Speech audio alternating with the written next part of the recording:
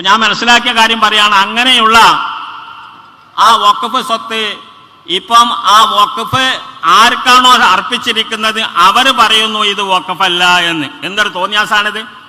നമ്മളിവിടെ മനസ്സിലാക്കേണ്ടത്, നമ്മൾക്ക് ന്യായമായിട്ടും പറയാനുള്ളത്, ഏതൊരു മനുഷ്യനും കേട്ടാൽ തിരിയാവുന്ന ഒരു ഭാഷയിൽ പറയാനുള്ളത്, ആ പാവങ്ങൾ വഞ്ചിക്കപ്പെട്ടവരാണ്.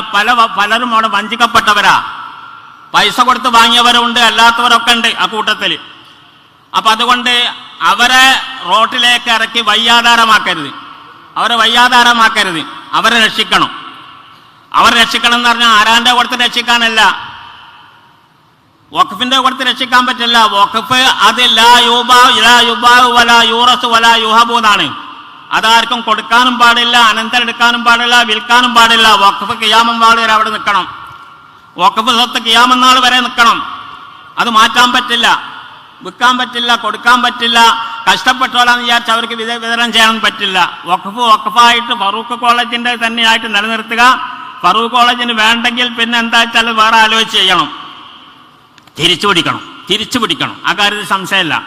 അപ്പൊ ഈ പാവങ്ങൾ എന്താക്കും? ഈ പാവങ്ങള് ആരാണോ പൈസ വാങ്ങിയത്, ആ വസ്തു വിറ്റ് പൈസ വാങ്ങിയത് ആരാ? അതല്ല ന്യായം. ആർക്കും തിരിയല്ലേ ന്യായം? ആരാണ് പൈസ വാങ്ങിയത് ഓല പിടിക്കുക, കൊടുക്കണ പൈസ എന്നറിയാം, പൈസ കൊണ്ടാന്ന് പറയാ.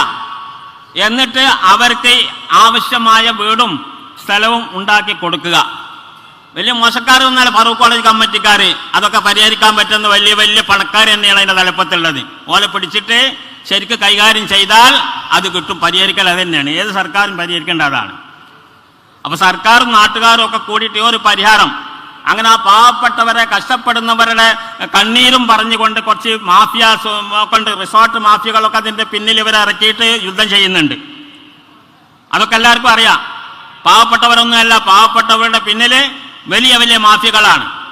അവരെ തന്ത്രമാണ് പാവപ്പെട്ട മുന്നിൽ നിർത്തിക്കൊണ്ട് ഈ കളി കളിക്കുന്നത്. അതൊക്കെ മനസ്സിലാക്കി അവരൊക്കെ പിടിച്ചിട്ട് അവരെ നിന്ന് പൈസ തിരിച്ചു വാങ്ങിയിട്ട് പാവപ്പെട്ടവർക്ക് അനുയോജ്യമായ സ്ഥലവും വീടും ഉണ്ടാക്കി കൊടുക്കണം. പരിഹാരം ഉണ്ടാവും. ഇത് നമുക്ക് സർക്കാരിനോട് പറയാനുള്ളതാണ്. വേറെ കമ്മീഷനൊന്നും വെക്കേണ്ട ആവശ്യമില്ല. കമ്മീഷൻ ഇങ്ങനെ ഓരോ ആഴ്ചയും കമ്മീഷൻ വെക്കേണ്ട പണിയല്ല. ഒരു കമ്മീഷൻ വെച്ച റിപ്പോർട്ട് വളരെ ശരിയാണ്, കോടതി വിധികളൊക്കെ ശരിയാണ്, ആധാരം ശരിയാണ്, എല്ലാ ഓഫീസിലെ റെക്കോർഡും ശരിയാണ്. അതുകൊണ്ട് തന്നെ തിരിച്ചു വാങ്ങണം, തിരിച്ചു വാങ്ങിയിട്ട് അവരെ പരിഹരിക്കണം. ഇതേ ആ വിഷയത്തിൽ പറയാനുള്ളൂ. അതിന് വേണ്ടിയിട്ട് നമ്മളെ മനസ്സുകളൊക്കെ അങ്ങനെയാണ്. എന്തിനാണ് നമ്മൾ വെറുതെ തല്ലുകൂടുന്നത്? എന്താ? എന്തെങ്കിലും പ്രശ്നം ഉണ്ടെങ്കിൽ നമുക്ക് പരിഹരിച്ചൂടെ? അതിന് വേറെ രാഷ്ട്രീയക്കാരൊന്നും കൂട്ടേണ്ട ആവശ്യമില്ല. നമ്മുടെ ഇടയിൽ എന്തെങ്കിലും പ്രശ്നം ഉണ്ടെങ്കിൽ നമുക്ക് തന്നെ ഇരുന്നിട്ട് പരിഹരിക്കാവുന്നതാണ്. നമ്മുടെ മുമ്പിൽ ഖുർആനും ആയത്തില്ലേ, ഖുർആനും ഹദീസും ഒക്കെ അല്ലേ. ഖുർആൻ പറഞ്ഞിട്ടില്ല എന്തെങ്കിലും അഭിപ്രായ വ്യത്യാസം ഉണ്ടെങ്കിൽ എങ്ങോട്ട് മടങ്ങാനാ പറഞ്ഞത്?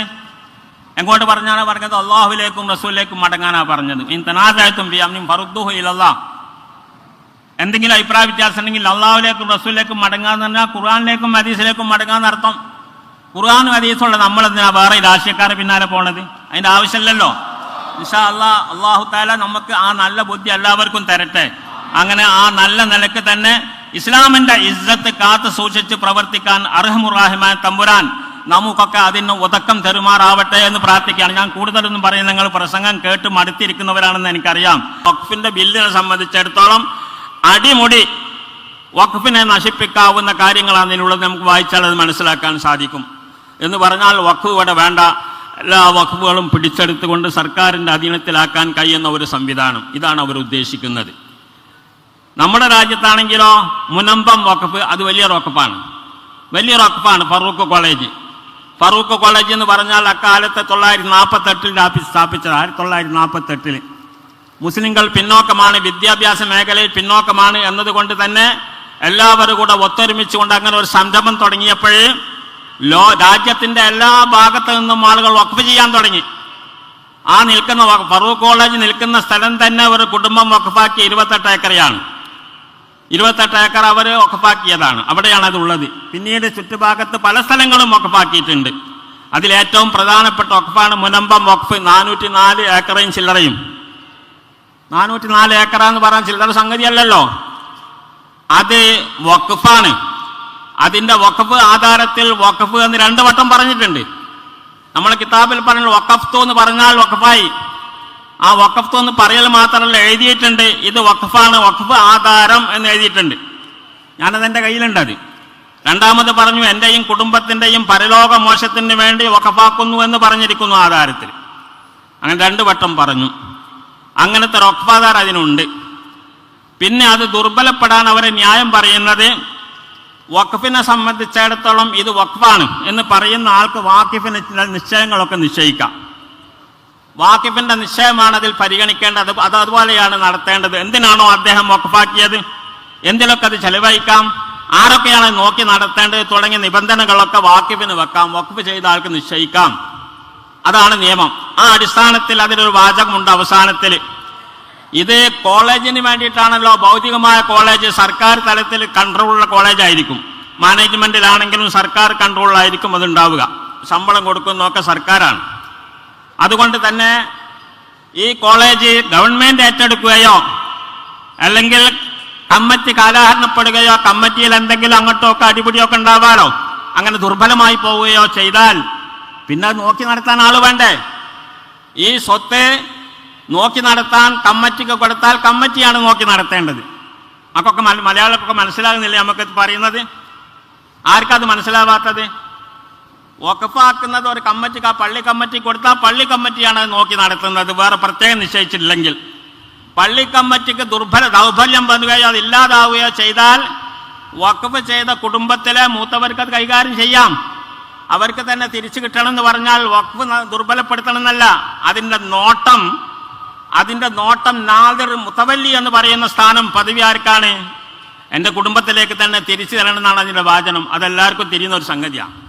ഇതിന് ദുർവ്യാഖ്യാനം ചെയ്തുകൊണ്ടാണ് ആ വാക്കുണ്ടായത് കൊണ്ട് അത് വഖഫല്ല എന്ന് പറയുന്നത്. അത് ശരിയല്ല, അതാർക്കും തിരിയും. എന്ന് മാത്രമല്ല 2-3 കോടതി വിധികൾ തന്നെ ഉണ്ട് അത് വഖഫാണ് എന്ന്. അവർക്ക് വായിച്ചാൽ തിരിയില്ലേ?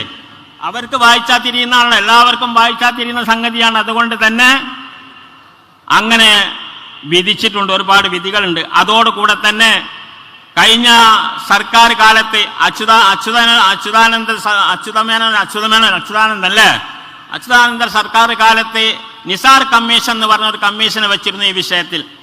അദ്ദേഹം വളരെ വ്യക്തമായിട്ട് വളരെ വിശദമായിട്ട് അതിനെ പരിശോധിച്ചിട്ടുണ്ട്. അതിന്റെ റിപ്പോർട്ടിൽ പറയുന്നത് അത് വഖഫാണെന്ന് പറഞ്ഞിട്ടുണ്ട്. വഖഫ് ബോർഡ് വിധിച്ചിട്ടുണ്ട്. അങ്ങനെ എല്ലാ മേഖലയിൽ നിന്നും അത് വഖഫാണെന്ന് വിധിച്ചിരിക്കുന്ന ഒരു സ്വത്താണ് ഈ സ്വത്ത്. ഇത് കൈകാര്യം ചെയ്യേണ്ടത് ഫറൂഖ് കോളേജിലെ വഹാബി കമ്മിറ്റിയാണ്. അതൊന്ന് മനസ്സിലാക്കണം. വഹാബികളുടെ കമ്മിറ്റിയാണ്, അവരാണ് ഇത് കൈകാര്യം ചെയ്യുന്നത്. നേരത്തെ പറഞ്ഞ വഹാബികളുടെ എല്ലാ പണിയും അതാണ്. ഹക്കും ബാത്തിലൊന്നും വേണ്ടേ? അപ്പൊ അതുകൊണ്ട് അവര് വിറ്റതാണ്. അവരേതോ ഒരാളെ മുക്തിയാറ് കൊടുത്തുകൊണ്ട് ഏൽപ്പിച്ചത് പ്രകാരം അദ്ദേഹത്തിന്റെ ആൾക്കാർക്കൊക്കെ അത് വിൽക്കുകയോ അദ്ദേഹം കുറെ എടുക്കുകയോ ഒക്കെ ചെയ്തിട്ടുണ്ട്. അങ്ങനെ ദുർബലപ്പെട്ടു പോയതാണ്. കുറച്ച് കയ്യേറ്റക്കാർ നേരത്തെ ഉണ്ട്. അതിന്റെ ചുറ്റുഭാഗത്തുള്ള അതിന്റെ അടുത്തുള്ള സർക്കാർ ഭൂമിയൊക്കെ കയ്യേറിയ ആൾക്കാരെ പോലെ തന്നെ ഇതും കയ്യേറിയിട്ടുണ്ട്. നിങ്ങളോട് ഞാനിത് കഥ പറയേണ്ടതില്ലല്ലോ, നിങ്ങൾ കാണുന്ന സാധനമാണല്ലോ ഈ സാധനം.